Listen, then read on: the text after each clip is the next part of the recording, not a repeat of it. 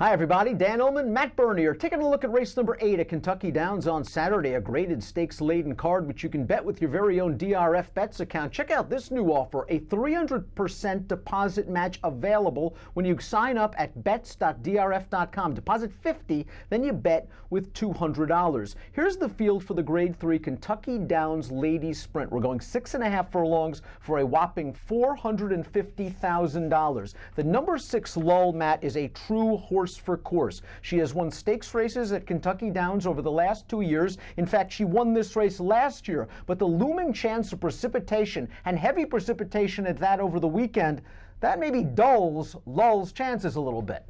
Yeah, and the tough thing is really, it's a little bit of a surprise for a turf horse throughout her entire career. She's raced 15 times. Only once has she encountered any sort of a turf course that was not designated firm, and that was in her second lifetime start.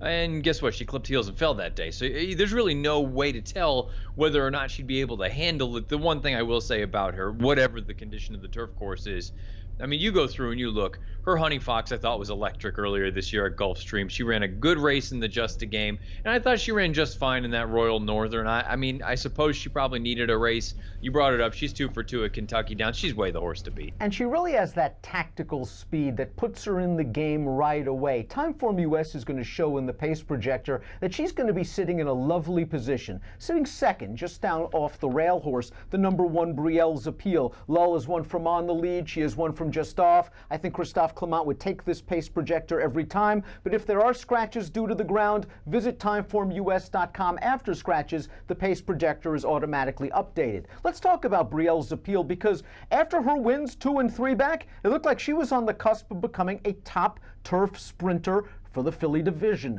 Last time out in the Caress Stakes, she battled on the lead. It was a fast pace. She caught Boggy going and she tired. Do you just simply draw a line through that race?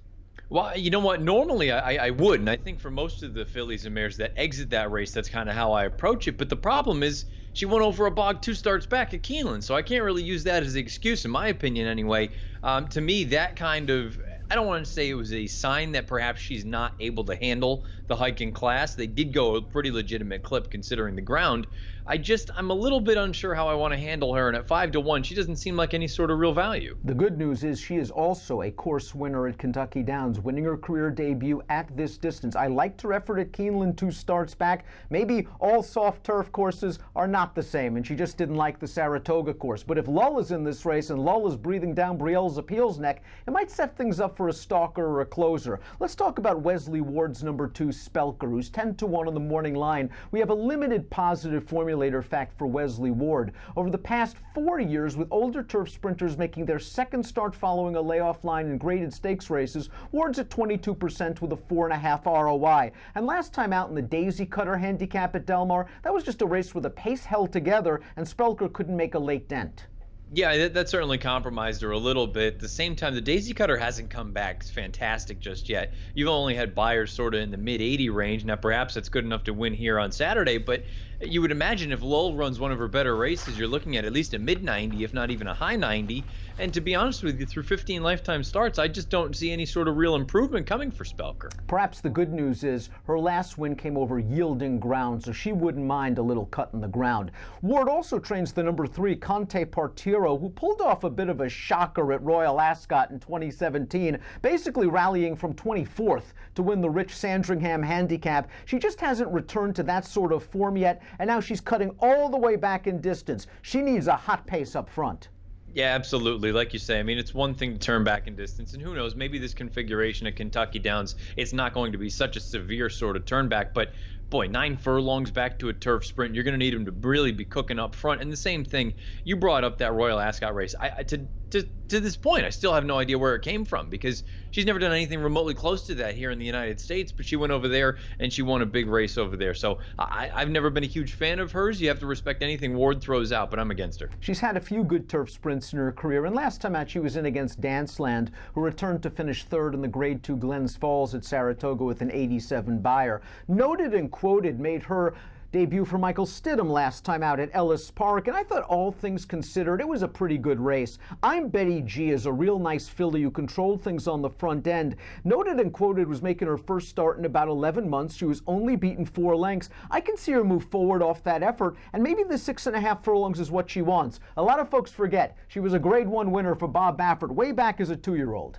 Yeah, I mean, you think about it, they don't have to continue to run her unless they think that there is something here. And I find it interesting, the last start that Baffert had her, they tried her down the hill. You see that she is by the factor, who is much more on the turf side of things as far as a sire is concerned. I think the turn back in distance is going to help her this time around, but admittedly, she's going to need to pick it up from a speed figure standpoint if she's going to be competitive. It just seems trainer Vicky Oliver is searching for something to wake up the 10 Minds and Magic, a horse that did some really good work in 2016 and 2017 on the main track. 2 starts they ran her on a synthetic surface where they caught a very hot horse named Hot Shot Ann, a horse that came back to win her very next start at Presque Isle Downs, a stake with a 94 buyer. Then they ran her on the dirt last time out. Now they're putting her back on the turf. She's only raced twice previously on the turf with really no success.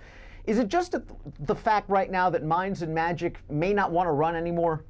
Yeah, I mean, I think you have to start acknowledging that as a possibility. You go those last 4 starts, and they've tried different things, and basically all 4 of them, she hasn't shown any sort of interest. She hasn't been competitive at all, and it's a shame because at one point she was a sort of fringe contender in races like this, but just based on the recent form, there's really not a lot that I can suggest to back her. Bixby Lou is the number 8, and perhaps they've just found the key to Bixby Lou's success, and that's just let her roll from the starting gate. She bottomed out a field of entry-level allowance horses at Evangeline last time out. She beat a couple of minor next-out winners in that race. This is a big step up in class, but it seems whenever you let Bixby Lou roll early, good things happen, and when you take a hold of her, she's not as good.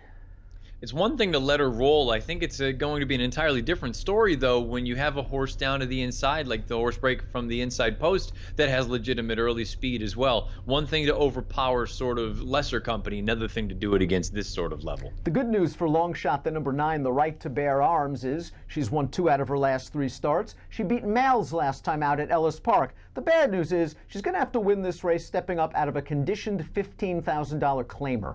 Yeah, she looks cheap on paper from a class standpoint, and then from a figure standpoint, the career best number of 70 isn't remotely close to good enough. Let's take a look at our top picks for the Grade 3 Kentucky Downs Ladies Sprint Stakes. Matt, you like the number 7 Originator, and we talked a little bit about that Coronation Cup earlier this week in one of our Race of the Day segments. I believe it was the Friday opening day race at Belmont, the Christie Cat. Broadway Run had the best time of it on the lead that day, really putting a lot of pressure on the horses that were chasing. I thought all in all, Originator came with a really nice run to finish a close second, and she can build off that effort.